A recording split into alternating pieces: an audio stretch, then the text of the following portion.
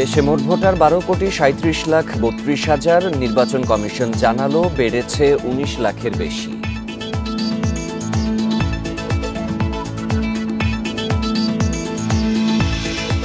নির্বাচন নিয়ে রাজনৈতিক দলের বিরোধী অবস্থানে চিন্তিত নয় কমিশন, সুষ্ঠু ভোটই লক্ষ্য বললেন সিইসি।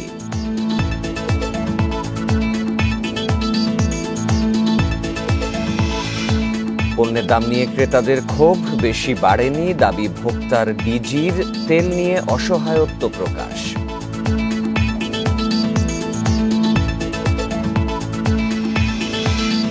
ডিএমপির ভুল নির্দেশনায় এক্সপ্রেসওয়েতে যানজট, অফিস ছুটির পর বিশেষ ব্যবস্থা নিয়েছে ট্রাফিক।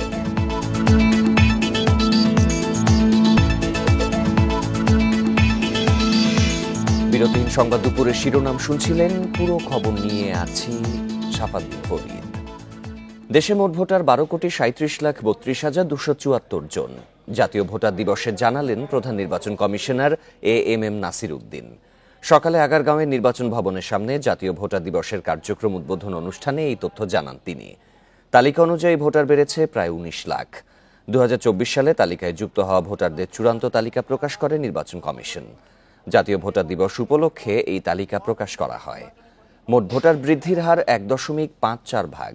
দেশে বর্তমানে পুরুষ ভোটার 6,63,61,615 জন আর নারী ভোটার 6,03,69,665 জন।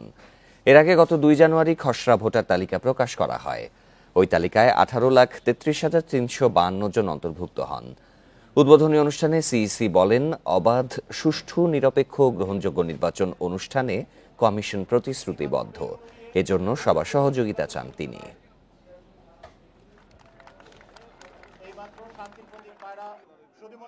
আমাদের ভোটার সংখ্যা দাঁড়িয়েছে 12,37,32,274।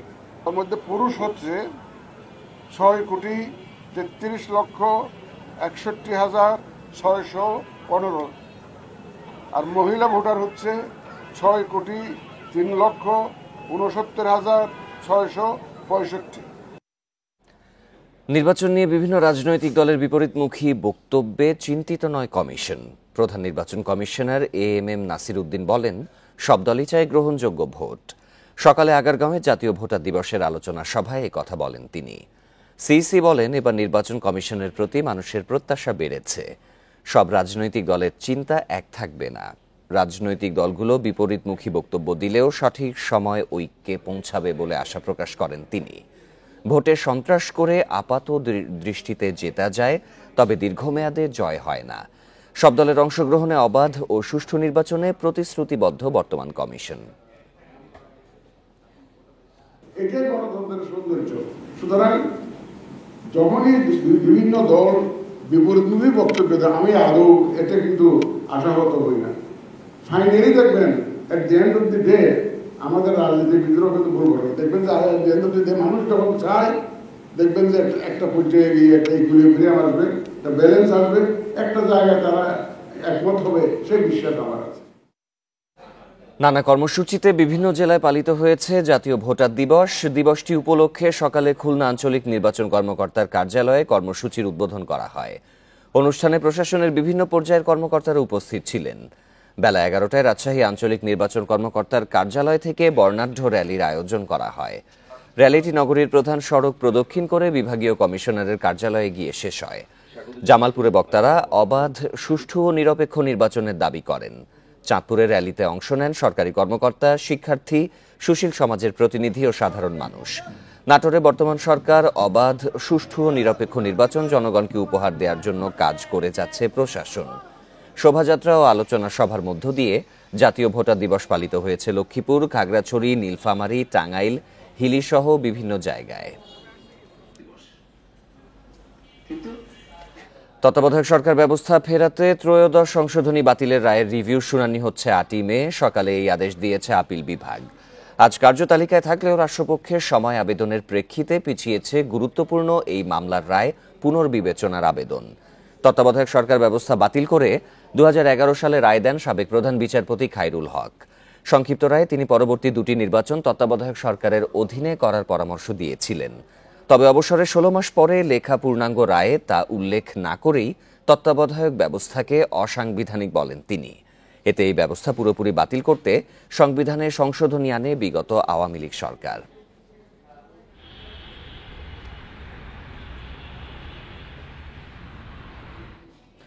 বেগম খালেদা জিয়ার বিরুদ্ধে জিয়া চ্যারিটেবল ট্রাস্ট মামলায় লিভ টু আপিলের শুনানি সোমবার সকালে বিচারপতি আশফাকুল ইসলামের নেতৃত্বাধীন 4 সদস্যের আপিল বেঞ্চ এই আদেশ দেন।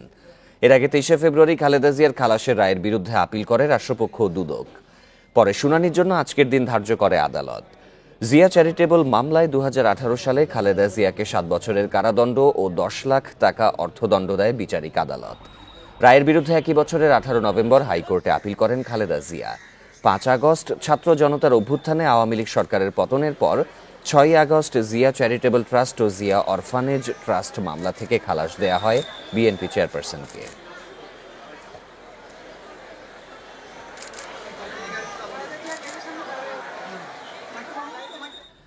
প্রাথমিকে 6,531 শিক্ষকের নিয়োগ বাতিলের বিরুদ্ধে আপিল আবেদনের শুনানি কাল। শিক্ষা অধিদপ্তরের সময় আবেদনের একদিন পিছিয়েছে এই শুনানি। 6 ফেব্রুয়ারি সহকারী শিক্ষক পদে ঢাকা চট্টগ্রাম বিভাগে 6,531 জনের নিয়োগ বাতিল করে দেয়া হয় রায়। সেই রায় স্থগিত চেয়ে আপিল বিভাগে আবেদন করে অধিদপ্তর। 16 ফেব্রুয়ারি চেম্বার জজ আদালতে শুনানির জন্য তা তোলা হয়েছিল। তবে সেদিন আপিল বিভাগের বিচারপতি মোহাম্মদ রেজাউল হক তা মঞ্জুর করেননি। এদিকে নিয়োগ বাতিলের রায়ের পর থেকেই রাজপথে আন্দোলনে রয়েছেন ওই শিক্ষকেরা।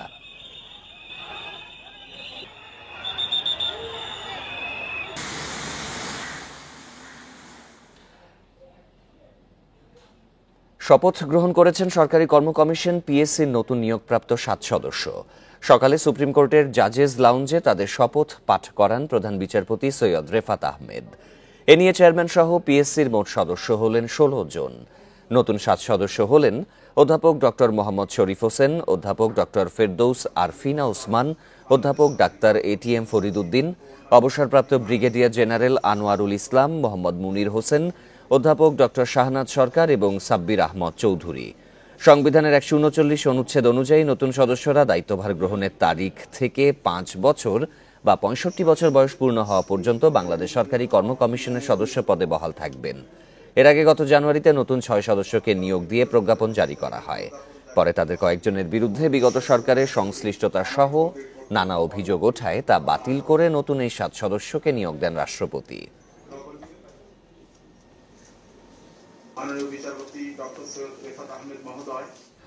ঢাকা বিশ্ববিদ্যালয় কলা ভবনের ঐতিহাসিক বটতলায় পতাকা উত্তোলন দিবস উদযাপন করা হয়। সকাল 10টায় জাতীয় সঙ্গীত পরিবেশনের মধ্য দিয়ে উদযাপন শুরু করেন বিশ্ববিদ্যালয়ের শিক্ষক শিক্ষার্থীরা। এরপর আলোচনা সভায় বক্তব্য রাখেন ঢাকা বিশ্ববিদ্যালয়ের উপাচার্য অধ্যাপক ডক্টর নিয়াজ আহমদ খান সহ বিভিন্ন বিভাগের শিক্ষকরা। তারা বলেন, এই দিনে ঢাকা বিশ্ববিদ্যালয় কলা ভবনে প্রথম জাতীয় পতাকা উত্তোলনের মধ্য দিয়ে স্বাধীন বাংলাদেশের স্বপ্ন সূর্য উদিত হয়। 1971 সালে বাংলাদেশে মুক্তিযুদ্ধের কোনো বিকল্প ছিল না উল্লেখ করে তারা বলেন, পতাকা উত্তোলনের মধ্য দিয়েই স্বাধীন বাংলাদেশের মুক্তির বীজ বপন করা হয়। এ সময় নতুন বাংলাদেশ বিনির্মাণে সবাইকে এগিয়ে আসার আহ্বান জানান বক্তারা। অনুষ্ঠানে প্রথম পতাকা উত্তোলক আ.স.ম. আব্দুর রব আসার কথা থাকলেও অসুস্থতার কারণে আসতে পারেননি তিনি। প্রসারিত করেছেন এবং এরপর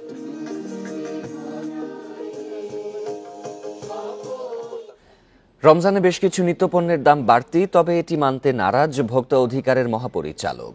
কিছু পণ্যের চাহিদা বাড়ায় স্বাভাবিকভাবেই দাম বেড়েছে বলেন তিনি। বাজারে তেল সংকটের সাথে জড়িত কোম্পানিগুলোর বিরুদ্ধে ব্যবস্থা নেওয়া হবে বলে জানান মহাপরিচালক। সকালে কারওয়ান বাজার পরিদর্শন শেষে তিনি বলেন, সরবরাহ স্বাভাবিক হলে আগামী 2 থেকে 3 সপ্তাহে পণ্যের দাম নিয়ন্ত্রণে আসবে।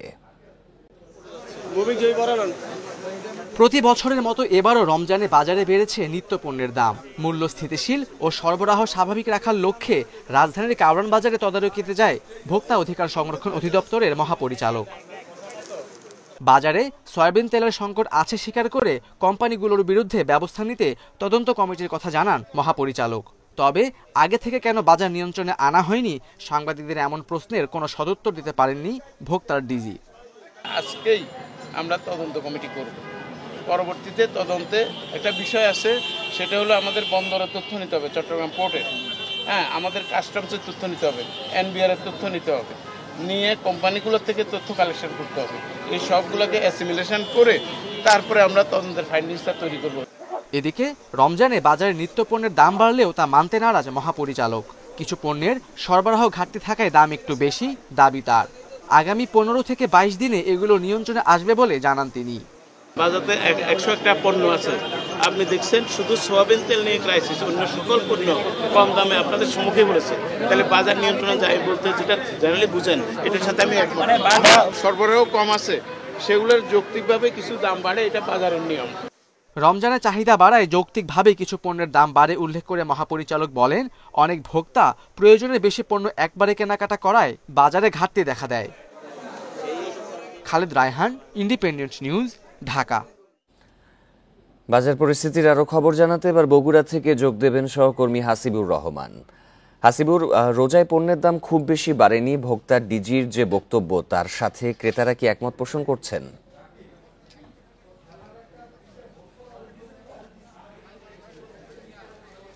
আমি কয়েকজন ক্রেতার সাথে এই বাজারে আসার আগে কথা বলেছি। তারা যেটি বলেছেন যে যেটি ইফতারের উপকরণ অর্থাৎ রোজায় যেসব পণ্যের চাহিদা বেশি থাকে সেগুলো সবগুলোরই দাম কিছু না কিছু বেড়েছে। আপনি দোকানিদের বক্তব্যের কথাই যদি বলেন তাহলে একজন সবজি বিক্রেতা একটু আগে বলছিলেন যে বেগুনে এবার আগুন লেগেছে, মাত্র একদিনের ব্যবধানে বেগুনে প্রতি কেজিতে 10 টাকা বেড়েছে। অর্থাৎ যে বেগুন তারা গতকালকে 60 বা 50 টাকা দরে বিক্রি করেছেন, আজকে সেই বেগুন তারা বিক্রি করছে 70 টাকা দরে। তারা এটার কারণ হিসেবে বলছেন যে পাইকারি বাজারেই বেগুনের দাম কিছুটা বেশি হয়েছে, যার কারণে খুচরা বাজারে এর প্রভাব পড়েছে নেতিবাচক অবস্থার দিকে। আর সবচেয়ে বড় যে বিষয়টা এবার লক্ষণীয় যেটি হলো যে লেবু, যেটি আমরা সাধারণত এর আগে কোনো রমজানে এত বেশি দাম দেখিনি। 50 টাকা 60 টাকা হালি, অর্থাৎ 4টি লেবুর দাম কোথাও 50 কোথাও 60 এরকম দরে বিক্রি হচ্ছে। অথচ কয়েকদিন আগেও আমরা এই লেবুর দাম দেখেছি 30 টাকা 25 টাকা এর মধ্যেই রয়েছে। হঠাৎ করেই লেবুর দাম বেড়ে গেছে। আর আরেকটা উপকরণ যেটি ইফতারের জন্য খুবই গুরুত্বপূর্ণ বা খুবই পছন্দের সেটি হলো ছোলা বুট। সেটির দাম এখন এই বাজারে, যেটি ফতেহালি বাজারে আমি দাঁড়িয়ে কথা বলছি, ফতেহালি বাজারে 100 থেকে 110 টাকার মধ্যে রয়েছে। এর বাইরেও আর বেশ কিছু পণ্যের খবর আমি নিয়েছি, সবগুলোতেই মোটামুটি স্থিতিশীল। যে বলছিলেন লেবুর দাম কি পরিমাণে বেড়েছে, আর শসা ও বেগুন যেটি আরেকটি নিত্য প্রয়োজনীয় পণ্য রমজানে, সেটির দাম কেমন বেড়েছে?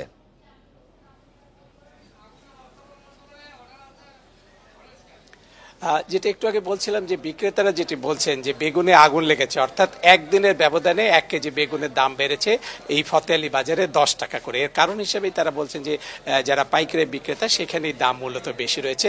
আর লেবুর দাম খুবই অস্বাভাবিক, যেটি গত কয়েকদিন আগেও আমরা 25-30 টাকা হালি পেয়েছি, সেটি আজকে 50 টাকা। অন্যান্য বাজার, ফতেহালি বাজারের বাইরে যে বাজার, সেখানে কোথাও 60 টাকা পর্যন্ত এক হালি লেবুর দাম রয়েছে।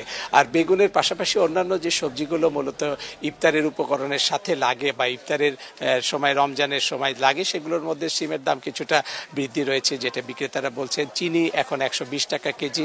সব মিলেই বলা যায় যে অধিকাংশ ইফতারের সামগ্রীর দামই কিছু না কিছু বেড়েছে। তবে অন্য যে বিষয়টি, বিশেষ করে সয়াবিন তেলের যে ঘাটতির কথা বলছিলেন একটু আগে খবরে, সেই অবস্থার খুব বেশি একটা পরিবর্তন হয়নি। এখনো প্রায় সবগুলো বাজারই সয়াবিন তেলের একটা ঘাটতির খবর বা বাড়তি দামে কেনাবেচা হওয়ার একটা খবর আমরা পাচ্ছি চারিদিক থেকে। রমজানে বগুড়ার বাজার পরিস্থিতির খবর জানাচ্ছিলেন সহকর্মী হাসিবুর রহমান। রমজানে কম দামে দুধ, ডিম, মাংস বিক্রির কার্যক্রম শুরু করেছে প্রাণী সম্পদ অধিদপ্তর। রোববার সকাল থেকে রাজধানীর 25টি জায়গায় ফ্রিজিং গাড়িতে চলছে এই কার্যক্রম। মিলছে ডিম, দুধ, ব্রয়লার মুরগি ও গরুর মাংস। 28 রমজান পর্যন্ত সুলভ মূল্যে এসব পণ্য বিক্রি করা হবে। এখানে ব্রয়লার মুরগির মাংস প্রতি কেজি 250 টাকা, দুধ প্রতি লিটার 80 টাকা, ডিম প্রতি ডজন 114 টাকা এবং গরুর মাংস প্রতি কেজি 650 টাকায় বিক্রি করা হচ্ছে। তবে ক্রেতাদের অভিযোগ, প্রচারণা না থাকায় অনেকেই এই উদ্যোগ সম্পর্কে জানেন না। দীর্ঘ সময় লাইনে দাঁড়িয়ে থেকেও সব পণ্য পাচ্ছেন না ক্রেতারা। সরবরাহ বাড়ানো ও দাম আরও কমানোর তাগিদ দিচ্ছেন তারা।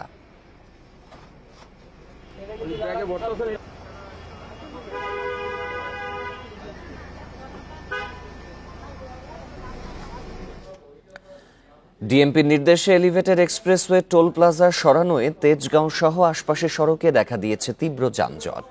কর্তৃপক্ষ বলছে, ডিএমপির পরামর্শেই তেজগাঁও থেকে বিমানবন্দর যাওয়ার পথে স্বয়ংক্রিয় টোল বুথ বন্ধ করা হয়েছে। হাতে করে টোল আদায় করা হচ্ছে, এতে সময় লাগছে বেশি। মূলত যানজট কমাতে পুলিশের এমন পরামর্শ মেনেই কাজ চলছে বলে জানিয়েছেন টোলের কর্মীরা। তবে হঠাৎ এমন সিদ্ধান্তের কারণে তীব্র যানজট দেখা দেয়ায় ক্ষোভ প্রকাশ করেছেন যাত্রীরা। যানজট কমাতে দ্রুত ব্যবস্থা নেওয়ার দাবি তাদের।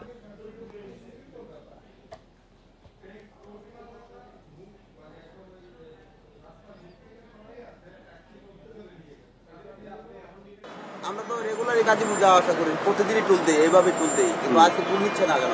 মেডাল নেওয়ার কথা না, কাউন্টার নেওয়ার কথা ছিল। কাউন্টার নিলে আর একটু ভালো হইতো, কিন্তু এখানে এসে আর একটু দামটা বেশি বেড়ে গেছে। এদিকে রমজানের প্রথম দিন রোববার সকালে ঢাকার বেশ কিছু এলাকায় সৃষ্টি হয় যানজটের। অফিস ছুটির পর আবারও যানজট দেখা দিতে পারে বলে জানিয়েছে পুলিশের ট্রাফিক বিভাগ। এই মুহূর্তে ঢাকা সড়কের চিত্র জানাতে তেজগাঁও এলাকা থেকে যোগ দিচ্ছেন সহকর্মী আমিরুল ইসলাম। আমিরুল, এই মুহূর্তে ঢাকার সড়কের চিত্র কেমন দেখা যাচ্ছে? কোথাও যানজটের খবর আছে কি?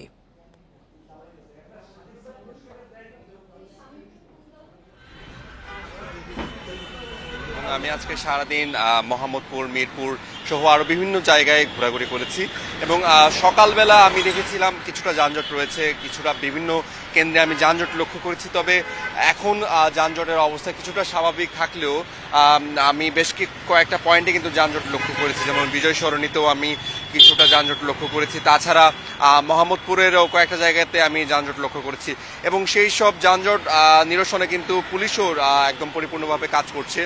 আমি পুলিশদের সাথেও কথা বলেছি কয়েকজনের সাথে, তারা বলছেন যে পুলিশের সংখ্যাও বাড়ানো হয়েছে এবং সেই সংখ্যা অনুযায়ী কিন্তু পুলিশরা কাজ করছে এবং তারা সেটাও খুব নিবিড়ভাবে দেখছে যে যেন কয়েকটা জায়গার মধ্যে মেন পয়েন্ট যেগুলো আছে সেগুলোর মধ্যে গাড়ির যে পার্কিং, অবৈধ পার্কিং সেগুলো না করা হয় এবং তারা কিন্তু জরিমানাও ঠিকভাবে করছেন। তো সাধারণত আমরা দেখি যে রমজান আসলেই আসলে রমজান ছাড়াও আমরা ঢাকার বিভিন্ন জায়গায় জ্যামের একটা অবস্থা লক্ষ্য করি, যেটা সবসময় সাধারণ মানুষের ভোগান্তি থেকেই থাকে এই জায়গার মধ্যে এবং সেই সমস্যাটা নিরসনে কিন্তু ট্রাফিক পুলিশও নিয়মিত কাজ করছে। তাছাড়া তাদের বিভিন্ন তদারকি টিমও রাস্তার মধ্যে অবস্থান করছে। আমরা বেশ কয়েকজন মানুষের সাথে কথা বলেছি যারা হাঁটাহাঁটি করছিলেন, তাদের সাথে কথা বলেছি। তারা বলছেন যে গত কয়েকদিনের তুলনায় আজকে যানজটের পরিমাণ কিছুটা শুরুর দিকে কিছুটা বেশি থাকলেও এখন কিছুটা কম আছে। তারা সকালবেলায় এইটা যানজট লক্ষ্য করেছেন। তাছাড়া রমজানের মাস যেহেতু, ইফতারের আগে তারা প্রত্যেক বছরই একটা সেই সময়ে একটু জ্যাম লক্ষ্য করে। তাদের আসলে প্রত্যাশা যেন ট্রাফিক পুলিশ এই সময়টাকে একটু লক্ষ্য করে তারা কাজকর্ম পরিচালনা করে এবং ট্রাফিক জ্যাম যাতে একটু কমানো হয়। কিন্তু পরিবর্তিত পরিস্থিতিতে রোজার মধ্যে অফিস ছুটির সময় আগানো হয়েছে, তো অফিস ছুটির পরে যাতে যানজট না বাড়ে ডিএমপি এ বিষয়ে কোনো ব্যবস্থা নিয়েছে কি? ভোক্তার সাধারণ মানুষ এমনটাই মনে করছেন তারা। এই ছিল আমার কাছে সর্বশেষ। যানজট পরিস্থিতির খবর জানাচ্ছিলেন সহকর্মী আমিরুল ইসলাম। দেখছেন বিরতিহীন সংবাদ দুপুর, এরপর অন্যান্য খবরের সাথে আরো যা দেখবেন। বেড়েছে ফলের চাহিদা, সুযোগে 7 দিনে দাম বেড়েছে 50 টাকা পর্যন্ত। আপেল, কমলা নাগালের বাইরে।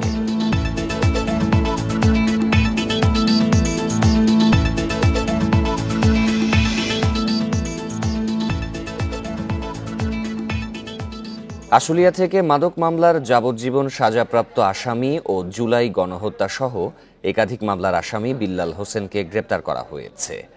ঢাকা জেলা উত্তর গোয়েন্দা পুলিশের ভারপ্রাপ্ত কর্মকর্তা জালাল উদ্দিন জানান, সাভার জাতীয় স্মৃতিসৌধ সংলগ্ন এলাকার চিহ্নিত মাদক ব্যবসায়ী ও ভূমিদস্যু বিল্লাল হোসেন সামান্য বিদ্যুৎ মিস্ত্রি থেকে অপরাধমূলক কর্মকাণ্ডে জড়িয়ে শত কোটি টাকার মালিক হয়েছে।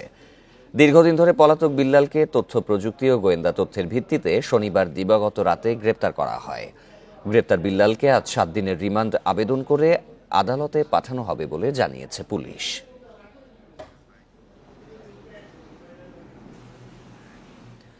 জামালপুরের শরীফপুরে বাস চাপায় ইজি বাইকের যাত্রী নিহতের ঘটনায় বাসটিতে অগ্নিসংযোগ করে বিক্ষুব্ধ জনতা। এদিকে বাস পোড়ানোর প্রতিবাদে 1.5 ঘণ্টাব্যাপী সড়ক অবরোধ করে রাখে পরিবহন শ্রমিকরা। পুলিশ জানায়, সকাল 8টায় জামালপুর ময়মনসিংহ মহাসড়কের জয়রামপুর এলাকায় একটি বাস ইজি বাইকে ধাক্কা দিলে ঘটনাস্থলে একজন নিহত হন। গুরুতর আহত হন আরও 3 জন। এই ঘটনায় ক্ষুব্ধ স্থানীয়রা বাসটিতে আগুন ধরিয়ে দেয়। পরে ফায়ার সার্ভিস এসে আগুন নিয়ন্ত্রণে আনে। এদিকে বাস পোড়ানোর প্রতিবাদে সকাল 11:30 থেকে শহরের ফেরিঘাট এলাকায় জামালপুর ময়মনসিংহ মহাসড়ক অবরোধ করে রাখে বাস ও মিনি বাসের শ্রমিকরা। এ সময় সৃষ্টি হয় তীব্র যানজট। পরে প্রশাসনের আশ্বাসে 1.5 ঘন্টা পর অবরোধ তুলে নেয় শ্রমিকরা। সমস্যা এসে সমাধানও হইতে পারতো, ওরা বসলো না, বসে একটা সম্পদ শেষ করে দিল। প্রশাসনের লোক ছাড়া কি বিচার হবে? হবে না। তাহলে গাড়িটা পড়লো কেন? রমজান উপলক্ষে বরিশালের বাজারে সব ধরনের ফলের দাম বেড়েছে। পাইকারি থেকে শুরু করে খুচরা বাজারে ফলের দাম বৃদ্ধি পাওয়ায় কমেছে বিক্রি। বিশেষ করে আঙুর, আপেল, কমলা ও মালটার দাম সাধারণ ক্রেতাদের নাগালের বাইরে। গত এক সপ্তাহের ব্যবধানে বেড়েছে 20 থেকে 50 টাকা পর্যন্ত। খেজুরের দামও ঊর্ধ্বমুখী। এদিকে খুচরা ফল বিক্রেতারা বলছেন, পাইকারি বাজার থেকে তারা ফল কিনে আনেন। গত 1 মাস ধরে বিদেশি সব ফলের বাজার বাড়তি। সামনে আরও বাড়ার শঙ্কা রয়েছে। রোজায় দাম নাগালে রাখতে বাজার মনিটরিং বাড়ানোর দাবি জানিয়েছেন ক্রেতারা।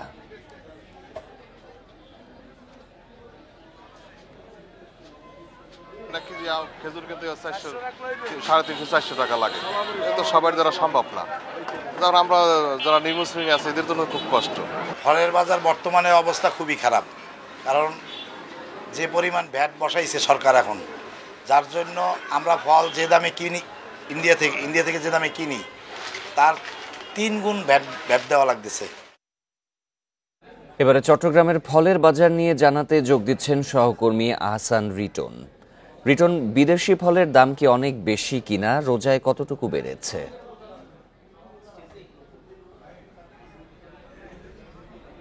দেখুন, আমরা আসলে কয়েকদিন ধরে চট্টগ্রামে যে সমস্ত বিদেশি ফল আসে সেই বাজারগুলো আসলে তদারকি করছিলাম। আপনি জানেন যে আসলে গেল জানুয়ারি ফলের বিদেশ থেকে যে সমস্ত ফলগুলো আসে সেগুলোর একটি বাড়তি শুল্ক আরোপ করে সরকার, এবং এরপর থেকে আমরা দেখেছি এখানে যারা ফল ব্যবসায়ী রয়েছেন তারা আন্দোলনে নেমেছিল তাদের যে বাড়তি যে ট্যাক্স সেটিকে কমানোর জন্য, এবং দেখেছি এরপরেও আসলে সেই ট্যাক্সটি কমানো হয়নি। এবং আমরা জানি যে গত কিছুদিন আগে গত 12 ফেব্রুয়ারি চট্টগ্রামে যারা ফল ব্যবসায়ী রয়েছেন তাদের সঙ্গে ট্যারিফ কমিশনের একটি বৈঠক হয়েছে। সেই বৈঠক থেকে তাদেরকে অনুরোধ করা হয়েছে যে তারা যে এখানকার ব্যবসায়ীরা যে জাহাজ থেকে পণ্য খালাসের অনীহা প্রকাশ করেছেন সেটি থেকে যাতে তারা সরে আসে, এবং আমরা দেখেছি সেই আশ্বাসের প্রেক্ষিতে তারা সরে এসেছেন। তবে ব্যবসায়ীরা যেটি বলছেন সেটি হচ্ছে তাদের যে আন্দোলন সেটি এখনো পর্যন্ত অব্যাহত আছে, এবং যদি সরকার এর মধ্যে কোনো রকম পদক্ষেপ না নেন তাহলে হয়তো রমজানের মাঝামাঝি কিংবা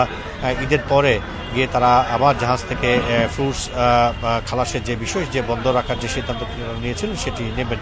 আমরা একটু বলতে চাই যে আমরা এই মুহূর্তে চট্টগ্রামের ফল মন্ডিতে আছি। আমরা দেখছি আপেল, মালটা, কমলা এবং আঙ্গুর, এই 4টি ফল যেহেতু দেশের বাইরে থেকে শতভাগ আসে সঙ্গত কারণে সেগুলোর দাম এখন একেবারেই বলা যেতে পারে আকাশচুম্বী। গত বছরের তুলনায় বছর আসলে 1000 টাকা পর্যন্ত ফলের দাম বেড়েছে। তবে খেজুরের দাম কিছুটা স্বস্তি দেখেছি। আমরা এই মুহূর্তে খেজুরের মার্কেটে আছি, দেখতে পাচ্ছেন বাহারি রঙের খেজুর এখানে আছে, এবং বিক্রেতা যেটি বলছে সেটা হচ্ছে গত 1 সপ্তাহ ধরে অন্তত 1 থেকে 1500 টাকা পর্যন্ত খেজুরের দাম কমেছে, এবং যদি এই ধারাটি অব্যাহত থাকে অর্থাৎ বাজারকে নিয়ন্ত্রণে যে পদ্ধতিটি দীর্ঘদিন ধরে চলে আসলে সেটি যদি অব্যাহত থাকে এবং ট্যারিফ কমিশনের পক্ষ থেকে খেজুরের ক্ষেত্রে যে শুল্কটি কমানো হয়েছিল সেটি যদি অব্যাহত থাকে তাহলে খেজুরের দাম আরও কমবে।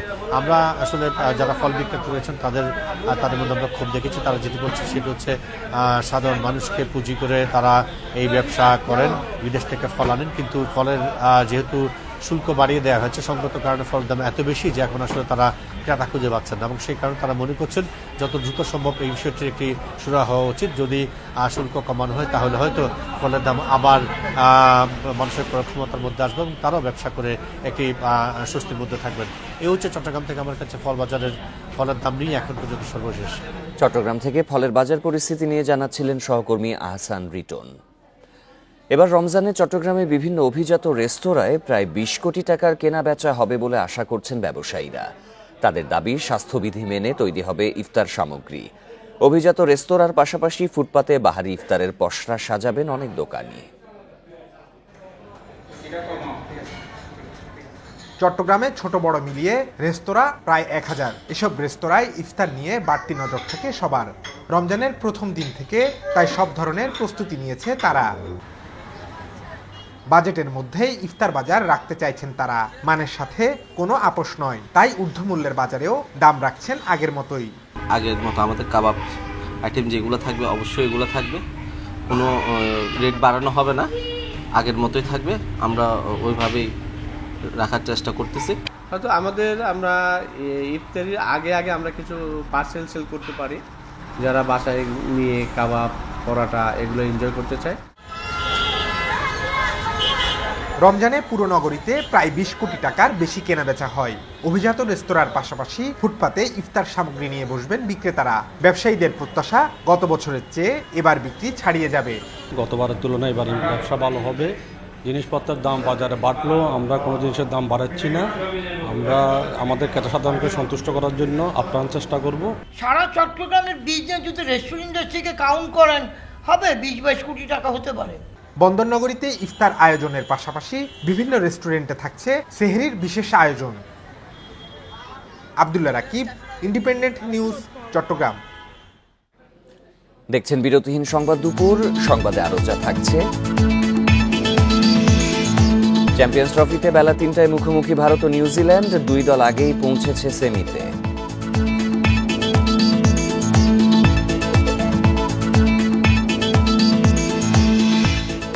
দল বা গোষ্ঠীর সিদ্ধান্তের বাইরে গিয়ে এবার স্বাধীনতা পুরস্কার দেয়া হবে বলে জানান আইন উপদেষ্টা ডক্টর আসিফ নজরুল। সকালে সচিবালয়ে স্বাধীনতা পুরস্কার সংক্রান্ত উপদেষ্টা কমিটির বৈঠক শেষে এই সিদ্ধান্ত জানান তিনি। আইন উপদেষ্টা বলেন, আগে র্যাবের মতো বিতর্কিত প্রতিষ্ঠানকেও এই পুরস্কার দেয়া হয়েছিল, তবে এবার তা মানা হবে না। এবার স্বাধীনতা পুরস্কারের সংখ্যা 10-এর কম হবে বলে জানান তিনি। এ সময় শিক্ষা উপদেষ্টা ডক্টর ওয়াহিদুদ্দিন মাহমুদ বলেন, সমাজ ব্যবস্থা উন্নয়নে ব্যতিক্রমী অবদান রাখায় কয়েক ব্যক্তি ও প্রতিষ্ঠানকে এবছর স্বাধীনতা পুরস্কার দেয়া হবে। কমিটি এরই মধ্যে নাম সুপারিশ করেছে। চূড়ান্ত অনুমোদনের জন্য প্রধান উপদেষ্টার কাছে তা পাঠানো হবে।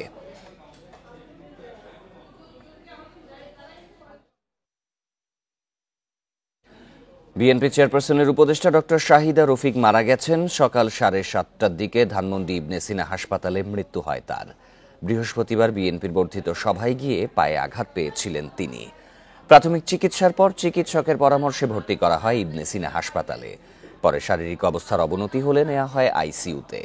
সেখানে চিকিৎসায় থাকা অবস্থাতেই মারা গেলেন তিনি। অধ্যাপক শাহিদা রফিক বিএনপি স্থায়ী কমিটির সদস্য ও সাবেক মন্ত্রী ব্যারিস্টার রফিকুল ইসলাম মিয়ার স্ত্রী।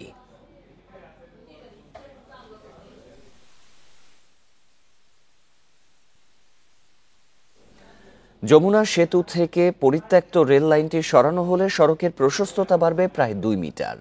রেল লাইনের কারণে সেতু সরু হওয়ায় ধীর গতির পাশাপাশি ঘটছে দুর্ঘটনা। চালকদের দাবি, সেতু প্রশস্ত করা হলে যানজট ও দুর্ঘটনার ঝুঁকি কমবে। এ বিষয়ে সেতুর সাইট অফিসের নির্বাহী প্রকৌশলী জানান, বিষয়টি ঊর্ধ্বতন কর্তৃপক্ষকে জানানো হয়েছে। যমুনা সেতু চালুর পর ঢাকার সঙ্গে উত্তর পশ্চিমাঞ্চলের সরাসরি রেল যোগাযোগ শুরু হয়। 2008 সালে সেতুটিতে ফাটল দেখা দিলে কমানো হয় ট্রেনের গতি। গত মাসে যমুনায় রেল সেতু চালুর পর থেকে পরিত্যক্ত হয়ে গেছে সেতুর ওপরের রেল লাইন। সেতুতে চলাচলকারী যানবাহনের চালকরা জানান, রেল লাইন থাকায় কমেছে সেতুর প্রশস্ততা। এতে ধীর গতিতে চালাতে হয় যানবাহন। এছাড়াও কোনো গাড়ি বিকল হলে বা দুর্ঘটনা ঘটলে তৈরি হয় যানজট। তাদের মতে, রেল লাইন সরিয়ে পুরো সেতু প্রশস্ত করে যান চলাচলের উপযুক্ত হলে কমবে সমস্যা। রাস্তাটা বাড়তেই হবে, সেক্ষেত্রে গাড়ি ঘোড়া চলাচল ভালো হবে। ব্রিজ করে আলতা দিয়ে দিচ্ছে, আমাদের যদি ওটুক বাড়িয়ে দেয় তাহলে মনে করেন আমাদের পক্ষে ভালো হয়, এতে এমনি যাওয়া খুব অসুবিধা। রেল লাইন অপসারণ হলে সেতুর প্রশস্ততা 6.3 মিটার থেকে 8.05 মিটার হবে। যমুনা সেতু সাইট অফিসের নির্বাহী প্রকৌশলী জানান, বিষয়টি ঊর্ধ্বতন কর্তৃপক্ষকে জানানো হয়েছে। সড়ক পথের লেন সেটা যদি আমরা প্রশস্ত করি, এতে করে যান চলাচলে খুব সহজতর হবে এবং যে দুর্ঘটনাকালীন সময়ে আমাদের যে সমস্ত উদ্ধার কার্যক্রম আরো সহজতর উপায়ে করতে পারবো আমরা। তো এটা আমরা 2023 সালে প্রস্তাব করেছিলাম। এখন আমাদের ঊর্ধ্বতন কর্তৃপক্ষ বা সেতু বিভাগ এই বিষয়ে সিদ্ধান্ত গ্রহণ করবে। যমুনা সেতু দিয়ে উত্তর ও দক্ষিণবঙ্গের অন্তত 22 জেলায় যানবাহন চলাচল করে। Independent news. এই ছিল বিরতিহীন সংবাদ দুপুরে। আরো বিস্তারিত জানতে চোখ রাখুন ফেসবুক, ইউটিউব এবং এক্সে। ধন্যবাদ সবাইকে।